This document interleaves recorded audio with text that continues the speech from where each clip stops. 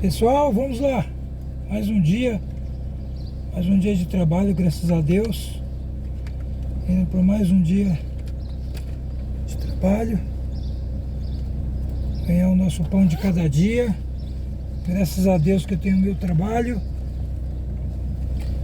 Ajuda a movimentar a economia do nosso país.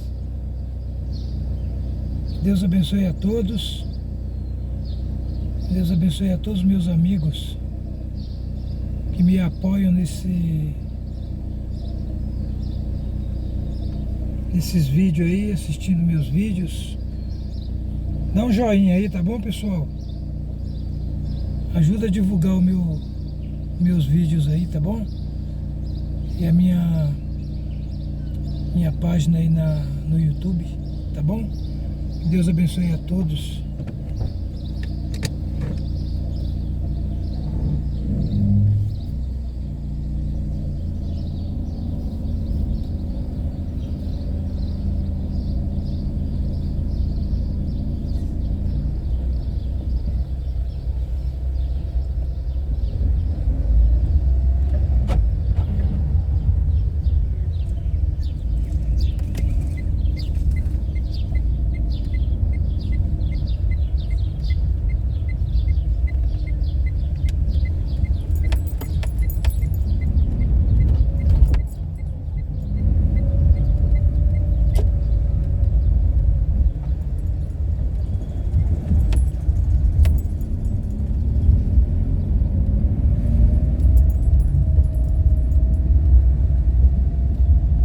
Senhor, nos guia, meu Pai, nessa caminhada.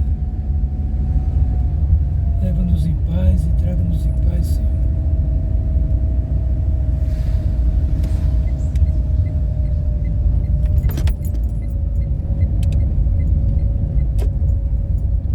Deus é fiel.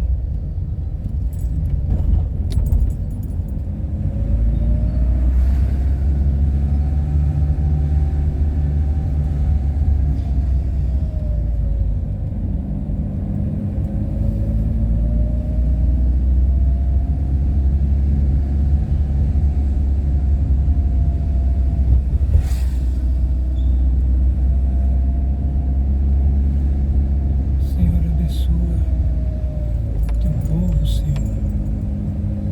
Abençoe todos aqueles, meu Pai.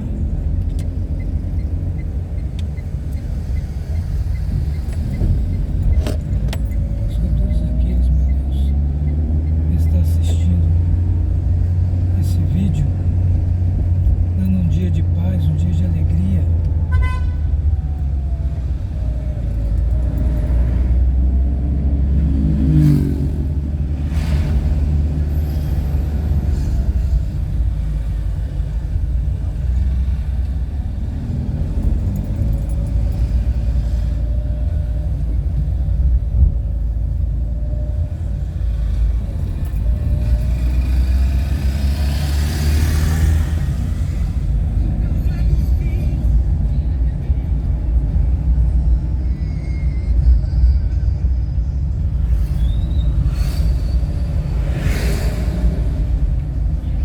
Deus seja louvado.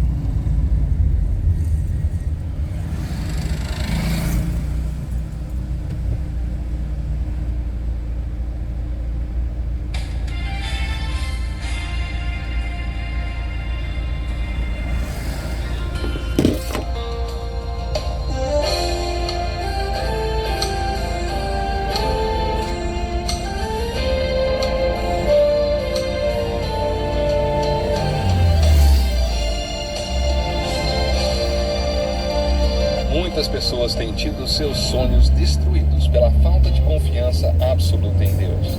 A Bíblia está repleta de exemplos de grandes sonhos cumpridos para a glória de Deus. Encontre com a Palavra é um programa escrito pelo Dr. Dick Woodward e narrado por pastor Edson Bruno. Ouça e descubra verdades que lhe ajudarão no seu dia a dia. Com você, pastor Edson Bruno.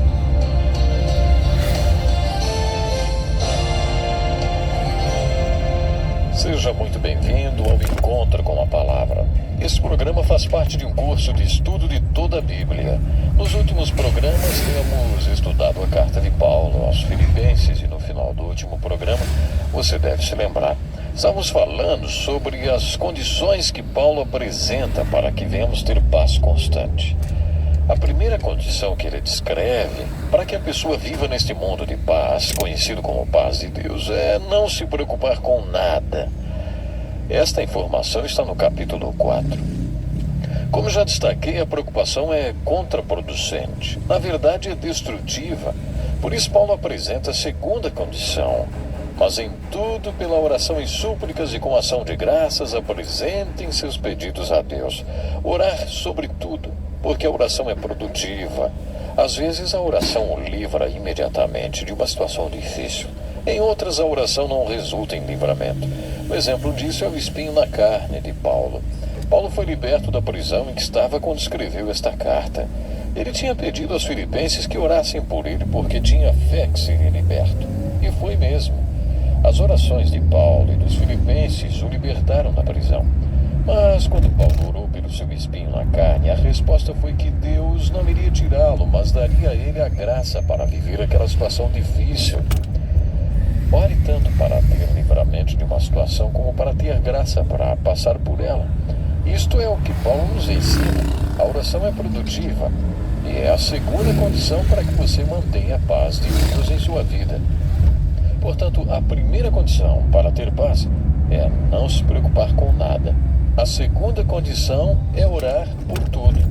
A terceira condição tem a ver com o pensamento. Ele diz: tudo que for verdadeiro, pensem nessas coisas. Paulo compartilhou uma condição muito especial para a paz pessoal. Você deve determinar como vai pensar. Esses pensamentos são como ovelhas e você, como pastor desses pensamentos, não seja controlado pelos seus pensamentos. Controle-os. Você é o pastor dessas ovelhinhas, que são os seus pensamentos. Interessante isso, não é? Você é quem decide sobre o que vai pensar. Sinceramente, acho que quando Paulo falou sobre essas condições para ter paz, estava dando a sua própria receita de sanidade.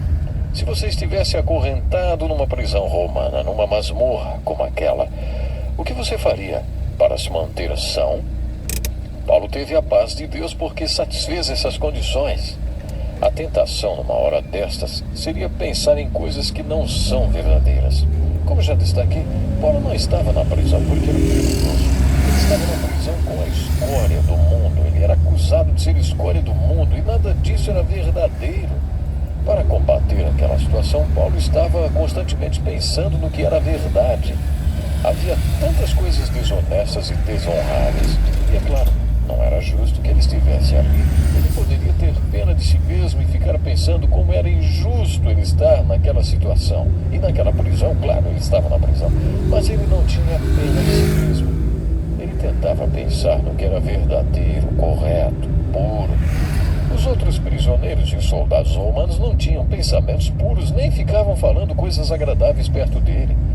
É bem provável que Paulo lutasse incansavelmente para ter pensamentos puros naquele ambiente impuro, terrível.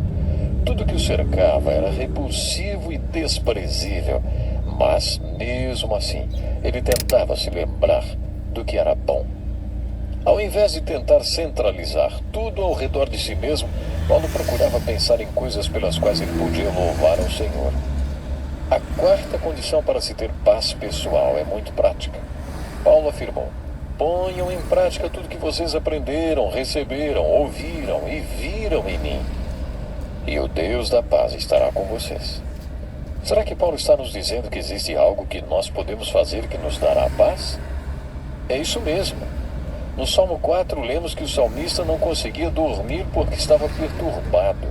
Depois de uma pequena discussão, uma discussão com sua consciência no meio da noite, ele tomou uma decisão em seu coração de oferecer sacrifícios a Deus e confiar nele. Depois que ele tomou esta decisão, uma grande paz entrou no seu coração. Ele disse: em paz me deito e logo adormeço.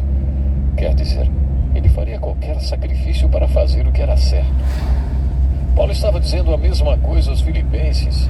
Se eles queriam ter paz, Paulo escreveu: tudo que vocês ouviram e creram e viram em mim, façam, e o Deus da paz estará com vocês. Às vezes nós não temos paz porque estamos arrumando desculpas e ao mesmo tempo nos censuramos porque não temos coragem de oferecer sacrifícios de justiça nem de fazer o que é certo. A próxima condição que Paulo apresenta para ter paz pessoal é ser agradecido. Ser grato é uma ótima terapia. Conte suas bênçãos, cada uma delas, e veja quanto o Senhor tem feito por você. Veja isso, sinta isso. Você descobrirá que a paz pessoal é o resultado da sua adoração de gratidão. Quando nossa gratidão é expressa através do louvor, descobrimos os benefícios da terapia da gratidão. Uma das razões é porque quando expressamos nosso louvor, estamos pastoreando os nossos pensamentos, tirando nossa mente do que é negativo e levando-a para os pastos verdejantes positivos. Imagine, por exemplo, que uma pessoa teve um derrame e perdeu parte da coordenação motora. Ela tem duas opções: ficar lamentando pelo que perdeu e se deprimir, ou agradecer a Deus pelo que ainda pode fazer sozinha. Qualquer um que passou por alguma perda física tem essas opções. É nesse momento que a pessoa pode comprovar o valor da terapia da gratidão. Paulo nos ensina a olharmos para a vida com olhos gratos. A carta de Paulo aos Filipenses também é chamada de a Epístola da Alegria, mesmo tendo sido escrita na prisão. E que prisão, hein? Apesar de estar na prisão, Paulo sabia que tinha duas opções. Ele sabia que poderia lamentar por estar naquele lugar ou louvar a Deus pela comunhão com Cristo. Ninguém poderia tirar isto dele. Por isso ele diz para ser agradecido. A gratidão é uma das condições para que você encontre a paz e a serenidade espiritual. A seguir, Paulo diz assim: seja a amabilidade de vocês conhecida por todos. O que a amabilidade tem a ver com paz? Anos atrás, eu ouvi um executivo bem-sucedido dizer ao seu filho assim: lembre-se, filho, se não vai por bem, vai por mal. Aparentemente, aquela tinha sido a filosofia do pai. O que aconteceria se esta filosofia tivesse sido exatamente a filosofia de Paulo naquela prisão, acorrentado no meio de 2 soldados romanos? Será que ele poderia aplicar esta filosofia naquela situação? Que paz Paulo teria se esta fosse a sua filosofia de vida? A amabilidade tem a ver com a aceitação. A aceitação traz paz. Paulo quis dizer que devemos aceitar as circunstâncias com a vontade de Deus e entregar o controle a Ele, porque é com isso que vem a paz. Paulo também está nos dizendo para sermos pacientes. Na dimensão vertical, paciência é esperar com fé. Às vezes, em nosso caminhar com Deus, descobrimos que Ele não está com pressa e que temos que esperar nele. Em nossos relacionamentos horizontais com as pessoas ao nosso redor, paciência é esperar com amor. Às vezes o amor tem que esperar. Isso é paciência e fruto do Espírito. A falta de paciência rouba a paz, mas a paciência traz paz. A seguir, Paulo nos diz para olharmos para cima. As próximas 4 condições têm a ver com o relacionamento de Jesus Cristo. Paulo afirma: perto está o Senhor. Não é interessante pensar que quando Paulo escreveu suas últimas palavras daquela masmorra para Timóteo, ele disse: ninguém apareceu para me apoiar, todos me abandonaram, mas o Senhor permaneceu ao meu lado e me deu forças. Paulo nunca esteve sozinho. Mesmo em situações difíceis, você pode se lembrar que o Senhor está perto. O Senhor está sempre perto. Paulo também disse assim: alegrem-se sempre no Senhor. devemos aprender a tirar nossa alegria do conhecimento de Cristo. De que depende a sua paz e alegria, hein? Da sua saúde? Da pessoa que você ama? Do seu casamento? Então sua espiritualidade é muito frágil, porque todas essas coisas são falíveis. Paulo nos ensinou que nossa alegria vem de Cristo e do nosso relacionamento com Ele. A próxima condição é ter a aprovação de Deus. Isso é muito importante. Você quer a aprovação de Deus ou a dos homens, hein? Quando meus filhos eram pequenos e nós recebíamos visitas em casa, eles ficavam rolando no chão e aí olhavam para a visita e perguntavam: "E aí, você viu o que eu fiz? Foi legal, não foi?" Eu achava que tinha alguma coisa errada com eles, mas acabei percebendo que todas as crianças fazem isso. As crianças fazem essas coisas porque querem a atenção e a aprovação dos adultos. Alguns de nós ainda agem como crianças pequenas. A única coisa que mudou é que os saltos e pulos ficaram mais sofisticados, mas muitos ainda buscam a aprovação de outras pessoas. Jesus perguntou: "Como vocês podem crer se aceitam glória uns dos outros, mas não procuram uma glória que vem do Deus único?" Paulo diz que esta era uma das condições para se ter paz: buscar a aprovação de Deus e não a dos homens. A última condição para ter paz é descanse, ponha seu coração e sua mente em Cristo.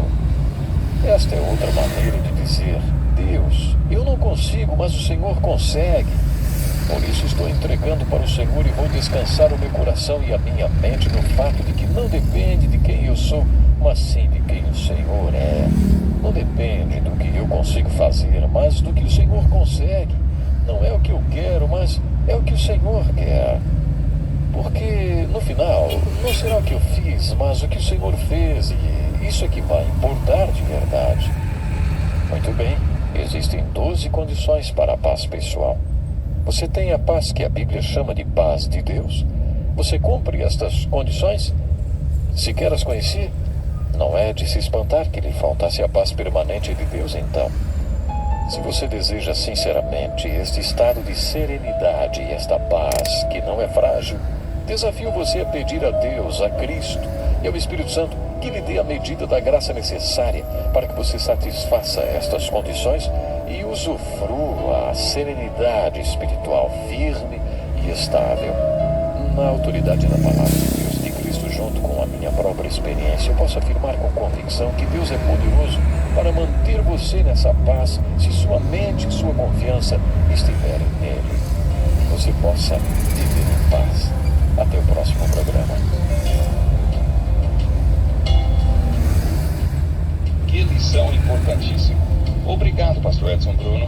Prezado ouvinte, coloque em prática o que você ouviu aqui.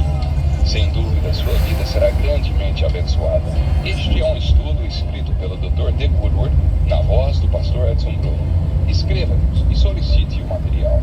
Nosso endereço é Encontro com a Palavra, Caixa Postal 2011, CEP 89201-970, Joinville, Santa Catarina. Até o nosso próximo encontro com a Palavra.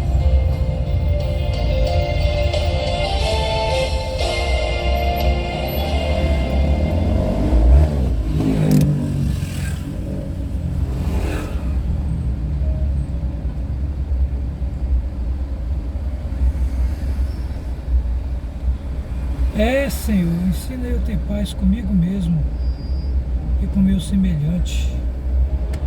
Senhor, abençoe minha família, ensina eu a ser paciente em tudo.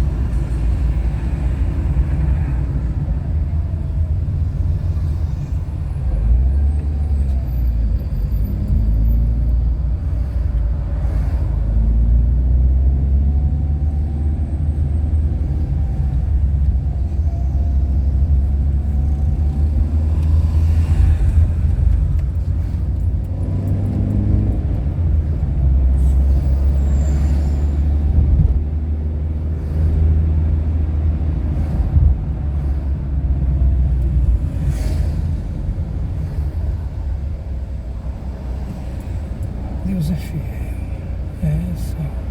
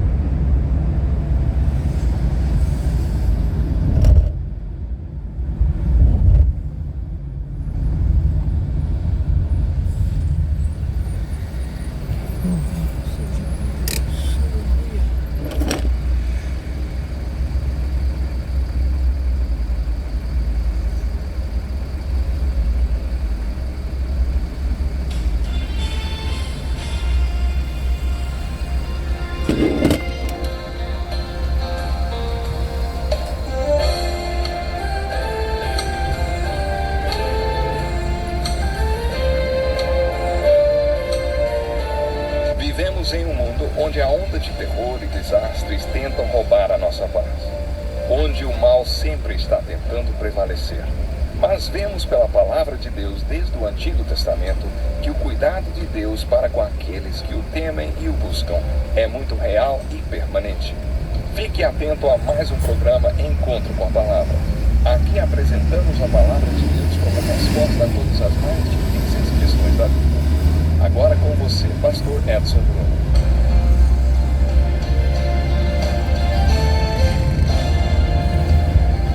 Boas-vindas a todos vocês que estão acompanhando o Encontro com a Palavra.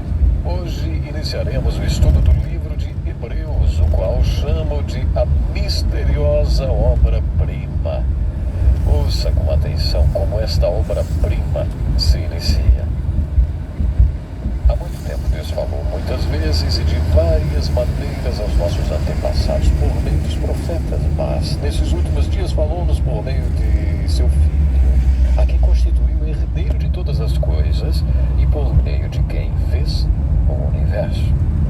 O Filho é o resplendor da glória de Deus e a expressão exata do seu ser, sustentando todas as coisas por sua palavra poderosa. Depois de ter realizado a purificação dos pecados, ele se assentou à direita da majestade nas alturas, tornando-se tão superior aos anjos quanto o nome que herdou é superior ao deles. Nosso estudo tem seguido a ordem em que os livros foram compilados na Bíblia. Depois de termos estudado as cartas do apóstolo Paulo, o próximo livro da sequência bíblica é o livro de Hebreus, que inicia a divisão das cartas gerais. Essas cartas são chamadas de gerais porque foram escritas por vários autores. O conteúdo delas também é genérico. Essas epístolas não foram dirigidas a nenhuma igreja específica como as cartas de Paulo, como por exemplo a carta aos Coríntios, aos Efésios, aos Filipenses e aos Colossenses. O livro de Hebreus é uma misteriosa obra-prima. Sua autoria é misteriosa, não sabemos quem o escreveu. Muitos teólogos acham que o livro de Hebreus foi escrito pelo apóstolo Paulo. Apesar de algumas edições da Bíblia até trazerem o título de Epístola do apóstolo Paulo aos Hebreus, outros estudiosos não acham que seu autor tenha sido Paulo. Observe que esta carta não começa com eu, Paulo, como as cartas de Paulo geralmente se iniciam. Naqueles tempos, eles não costumavam assinar seus nomes no final das cartas, porque elas eram escritas em pergaminhos e para ver quem tinha escrito a carta antes de começar a lê-la, teriam que desenrolar todo o pergaminho até chegar à assinatura. Por isso, o nome do autor da carta era escrito no início dela. Este livro também é misterioso porque sua forma literária não é definida. Observe que o trecho que lemos não é uma saudação. Não fica claro onde estavam as pessoas para quem a carta foi dirigida. É evidente que esse documento foi escrito para judeus cristãos, para crentes messiânicos, como eram os apóstolos e tantos outros crentes na igreja, para judeus que criam em Jesus Cristo como Messias. A partir do conteúdo deste livro, percebemos que os judeus para quem esta carta foi escrita estavam sendo perseguidos. Também podemos concluir que alguns deles não tinham certeza da salvação. Eles não tinham assumido um compromisso verdadeiro de fé com Jesus Cristo como seu Messias. A conclusão que tiramos a respeito deles é que eram judeus messiânicos convertidos que sofriam perseguição e estavam muito desanimados. Eles precisavam de encorajamento e confiança. Alguns deles precisavam ser exortados a crerem em Jesus como Messias verdadeiro. Alguns estudiosos acreditam que esses judeus convertidos, para quem o livro de Hebreus foi escrito, fossem os mesmos judeus cristãos de Jerusalém da Judéia, por quem Paulo tinha demonstrado tanta preocupação. Outros acreditam que os judeus para quem essa carta foi escrita viviam na Antioquia quando começou a perseguição. Quando a perseguição estourou em Jerusalém e nas regiões da Judéia, muitos cristãos fugiram para Antioquia, que se tornou um grande centro de crentes messiânicos. De acordo com alguns estudiosos, esta carta foi escrita para os judeus cristãos da Antioquia. Mas outros acreditam que ela tenha sido escrita para os judeus cristãos que viviam em Roma, Resumindo, não podemos definir com precisão onde viviam esses judeus cristãos para quem esta carta foi escrita. Mas o que leva alguns estudiosos a afirmarem que Paulo escreveu esta carta? Paulo escrevia suas cartas como um rabino convertido, demonstrando o domínio completo da língua hebraica. Cerca de 200 anos antes de Cristo, todos os livros em hebraico do Velho Testamento foram traduzidos para o grego. Esta tradução é conhecida como a Septuaginta. Isso quer dizer que, nos dias de Paulo, todos os livros do Velho Testamento eram encontrados em hebraico e também em grego. Quando Paulo citava o Velho Testamento em suas cartas, o que era muito frequente, ele o fazia direto do hebraico. Este fato já é a argumentação suficiente para que muitos estudiosos afirmem que quem quer que tenha escrito o livro de Hebreus era grego ou um judeu fortemente influenciado pela cultura helenística grega. Alguns estudiosos observaram que a gramática grega do livro de Hebreus não coincide com a gramática das cartas do apóstolo Paulo. Outra razão para afirmarem que não foi Paulo quem escreveu este livro é que o seu autor não tinha todo o conhecimento teológico que Paulo dominava, e com excelência. Paulo foi um grande estudioso, uma das maiores mentes dos seus dias. Paulo foi um dos maiores conhecedores do Velho Testamento. Quando o autor desse livro fala do tabernáculo no deserto, ele coloca os utensílios em lugares errados, como, por exemplo, o altar do incenso.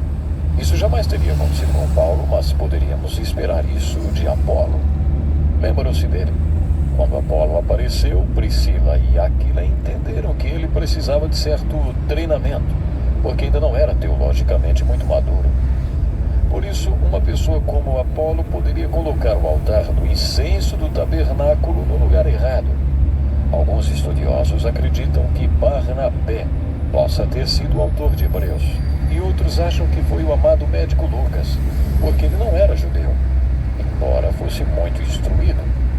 Alguns argumentam que, devido ao conteúdo teológico do livro, Paulo não poderia ter o escrito. Um dos temas do livro é a fé, mas é uma abordagem diferente da de Paulo, que falou sobre a justificação pela fé.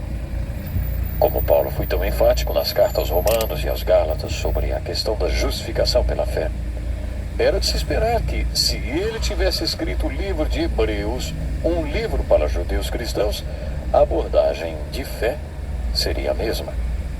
De todas as argumentações que sustentam a autoria do livro de Hebreus por outra pessoa, a não ser Paulo, a mais forte está no primeiro capítulo da carta dele aos Gálatas. Nesta passagem, Paulo enfatizou que tudo o que escreveu em suas cartas tinha recebido diretamente de Jesus Cristo através de revelação no deserto da Arábia. Paulo foi muito enfático nesta declaração, dizendo inclusive que ou acreditaríamos nele ou estaríamos chamando de mentiroso. Ele diz: afirmo diante de Deus que não minto. Quando estudamos o primeiro capítulo de Gálatas, falamos que você tem duas opções de opinião a respeito de Paulo. Ou você o considera um mentiroso lunático, ou o maior missionário, professor, pastor, teólogo e autor que a Igreja de Jesus Cristo já teve, e que escreveu metade do Novo Testamento. O autor de Hebreus nos diria: como escaparíamos nós se negligenciarmos tão grande salvação, a qual primeiro foi anunciada pelo Senhor e depois nos foi confirmada por todos os que o ouviram? Foi assim que Lucas iniciou seu evangelho. E isso está em Lucas, capítulo 1, versos 1 ao 4. E é por isso que alguns acham que Lucas pode ter sido o autor de Hebreus. Pode ser que não tenha sido ele, mas uma coisa é certa: o autor do livro de Hebreus não foi uma testemunha ocular de tudo que aconteceu no início do Evangelho. O autor de Hebreus, diferentemente de Paulo, não alega ter visto Jesus pessoalmente, nem de ter ouvido o Senhor Jesus ao vivo como os apóstolos. Como Paulo declara enfaticamente em suas cartas que teve um encontro pessoal com Jesus. Por tudo isso, estudiosos questionam que Paulo seja o autor de Hebreus. O livro de Hebreus demonstra que saber quem foi o escritor de um livro da Bíblia não faz muita diferença. Por exemplo, no livro de Hebreus, o Velho Testamento é citado várias vezes. E quando isso acontece, O autor simplesmente escreve: Deus disse, e cita Moisés. Depois, Deus disse, e cita Davi. O que o autor de Hebreus mostrou é que os livros antigos da Bíblia são importantes porque Deus os escreveu. Não importa o escritor humano. Por isso podemos concordar com o antigo teólogo Origen, que estudou todos os argumentos a favor e contrários à autoria paulina deste livro, reuniu todas as informações sobre o autor e depois levantou suas mãos para o alto e declarou: só Deus sabe quem escreveu o livro de Hebreus. É aí que devemos parar a discussão sobre a autoria de Hebreus. O próprio livro mostra que não importa quem o tenha escrito. O importante é saber o que o livro diz, o significado do que ele diz e o que o seu conteúdo significa para mim e para você. O mais importante sobre o livro de Hebreus é a verdade que ele ensina e a aplicação que podemos fazer em nossas vidas. Voltamos para onde começamos. O livro de Hebreus é uma obra-prima misteriosa por causa de todos esses motivos que acabei de mencionar. Mas quando estudamos o seu conteúdo, descobrimos por que ele é uma obra-prima. De certa forma, o livro de Hebreus é semelhante ao de Romanos, porque os dois possuem uma única argumentação do começo ao fim. O livro de Romanos desenvolve uma argumentação fascinante sobre a justificação por meio da fé. É um tratado teológico. O livro de Hebreus também é um tratado teológico, mas sobre Jesus Cristo. Já vimos que o Evangelho de João no Novo Testamento enfatiza Jesus Cristo. Podemos dizer que João nos apresenta Jesus Cristo do ponto de vista evangelístico. Quando lemos o Evangelho de João, refletimos sobre as perguntas: quem é Jesus? O que é fé? O que é vida? Cada um dos capítulos do Evangelho de João fala sobre Jesus. Ele diz quem é Jesus, querendo que você creia em tudo que ele diz, porque se fizer isso, você será salvo e terá vida eterna. É por isso que João apresenta Jesus Cristo do ponto de vista evangelístico. A carta de Paulo aos Colossenses é outro livro cujo tema central é Jesus Cristo. A diferença é que Paulo apresenta Jesus do ponto de vista devocional. Já o livro de Hebreus apresenta Jesus do ponto de vista teológico, como Messias profetizado no Velho Testamento, como Senhor revelado no Novo Testamento e como o Rei dos Reis que voltará para consumar a história humana. Cada um dos livros da Bíblia faz uma abordagem diferente, mas todos apontam para Jesus Cristo. Hoje vamos ficar por aqui. Não perca o próximo programa. Que lição importantíssima. Obrigado, pastor Edson Bruno. Prezado ouvinte, coloque em prática o que você ouviu aqui. Sem dúvida, sua vida será grandemente abençoada. Este é um estudo escrito pelo Dr. D. Woodward, na voz do pastor Edson Bruno. Escreva-nos e solicite o material. Nosso endereço é Encontro com a Palavra, Caixa Postal 2011, CEP 89201-970, Joinville, Santa Catarina. Até o nosso próximo encontro com a Palavra.